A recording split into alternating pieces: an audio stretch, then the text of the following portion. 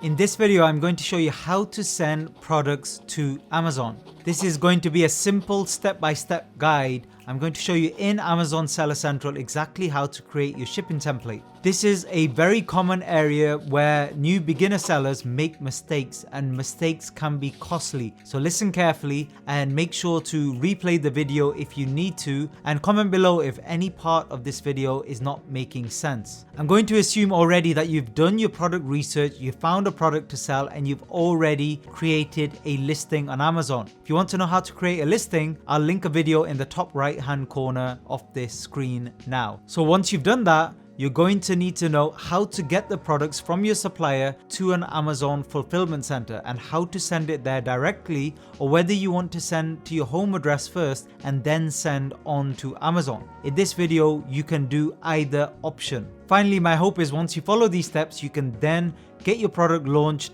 and start making sales. So the first step, once you've actually listed a product in Seller Central, is to come to the right hand side menu.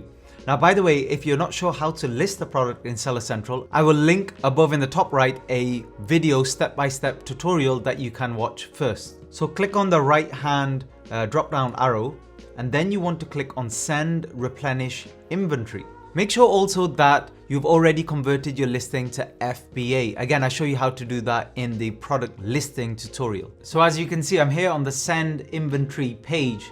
And what I want to do, I'm just going to confirm my product here on the left is the right product. Sometimes Amazon gives you a recommended quantity, just ignore that really. Sometimes there's limits, of course, as I mentioned. So if it's a brand new product, they might limit it to 200, and that's okay. And don't worry, that will change in time. After a few weeks, you should be able to send a lot more dependent on your sales volume. So I want to send 300 all in one box. So I type in here 300 units per case, and then it's one case. So 300, one, so the total units is 300. I can confirm that all looks absolutely correct. Also, just here in the top left, ships from, it should be either your home address or the address of your supplier if you're sending directly to an Amazon fulfillment center. This in the top left is where you change everything if you're sending direct from your supplier. So I'm sending from my home address, so I don't need to change that. But if I wanted to send from my supplier, I just click on ship from another address below. Next here, click continue. Amazon asks here about preparation guidance, just click no prep needed. And here in the category, you could just choose the bottom one, no prep needed. So for my product, it doesn't need any extra kind of prepping, because there's not any special type of kind of beauty product, something that contains an ointment, or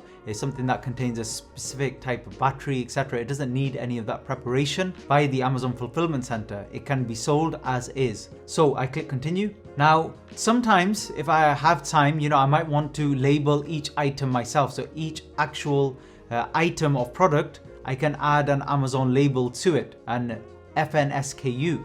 Now, in this case, I actually prefer Amazon do it for me, and majority of the time I actually prefer that. Now remember, if you're shipping from your supplier, unless your supplier's label for you, you also have to ask Amazon to label each unit, and the cost varies from around 10 to 15 cents or pence dependent on which marketplace you're in. So in this one, you can change this to Amazon labels or seller labels. Seller labels obviously is free because I'm labeling it. Amazon labels, it's going to cost me 45 British pounds to do this, which I'm fine with, and then click continue. So it's created the shipment for me. It's telling me where the shipment's going to go to. I do not decide which fulfillment center it goes to. Amazon decides, and Amazon has chosen Coventry for this particular shipment, which is fine. By the way, if you'd like a written guide on exactly how to ship products, as I've shown in this video step by step, then you can get that for free. It's in the description area below. Just click on the link and let me know where I should send it to. So now we need to actually get the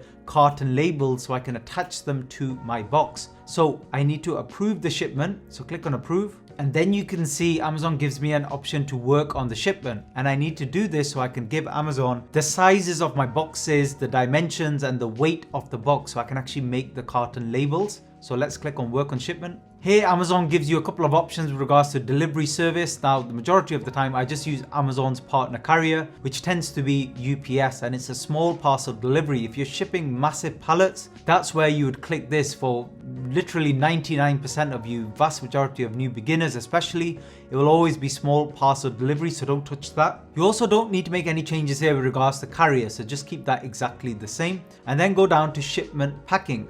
Now here, how will the shipment be packed? If you click on the drop down, you'll see that there's a couple of options. Everything in one box, multiple boxes. Now we're just sending one carton, so everything will be in one box. Now just below that, you'll see your product pop up again. You can just confirm it is indeed the correct product. Shipment quantity is indeed correct. Box weight and box dimensions. My advice here, by the way, is to create either on a spreadsheet or a Word document beforehand, create a kind of set of notes where you list your product and then list what the weight is for each unit, so you don't have to keep checking again on Seller Central. You should know the weight of each of your units. So if it's 50 grams or 100 grams or 2 pounds or 1 pound, you can just list it there. And the typical carton box your supplier gives you, you should note down the dimensions of that as well. It just saves you time in your workflow. When you're working on Amazon long term, you want to try and save time and take shortcuts as much as possible. So if you have that already, it will be very easy for you now to fill in the dimensions and the box weight, because you know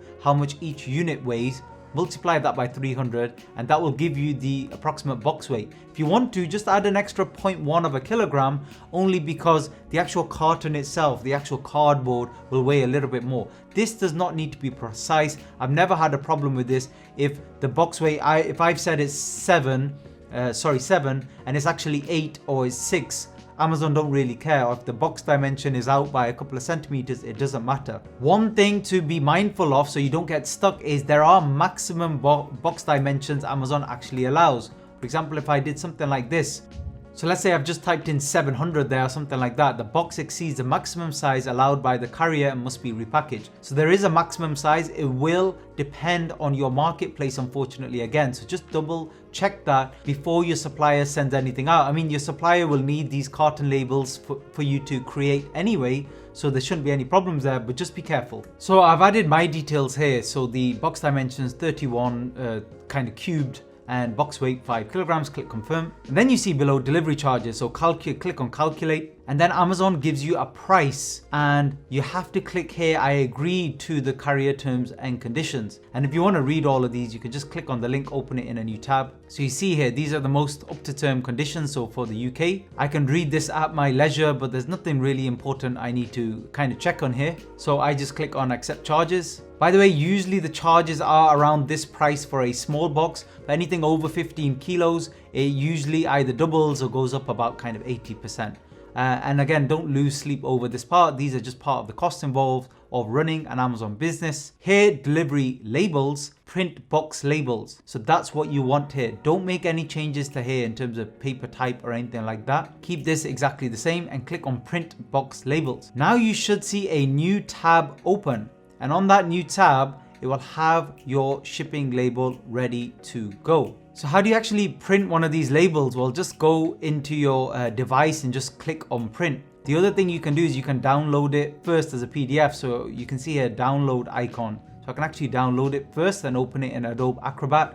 Doesn't really matter. And in terms of the type of printer, again, it doesn't matter too much. Amazon actually recommend a laser printer, and that's commonly what I've used, but I've also sometimes used an inkjet printer and I've not had any problems because the modern inkjet printers, they tend to be very good. If you have the budget, go for a laser printer, only because you won't get too much smudging then. So if someone's actually touching the label soon after printing, you might get the barcode smudging a bit and you don't want that. So if you have the choice, go for laser, but whatever printer you have at the moment, very likely it's going to be good enough. So I'm just going to click on print there. And just before I print, I need to make sure I've got that 2-in-1 paper handy and ready to go. And I can just add that to the printer. And don't forget, once you've created that, so you've clicked on the new tab, don't forget to click on complete shipment. Very important there. So click on complete shipment. And now for the purposes of Amazon, this carrier status is noted as shipped. So everything's ready to go.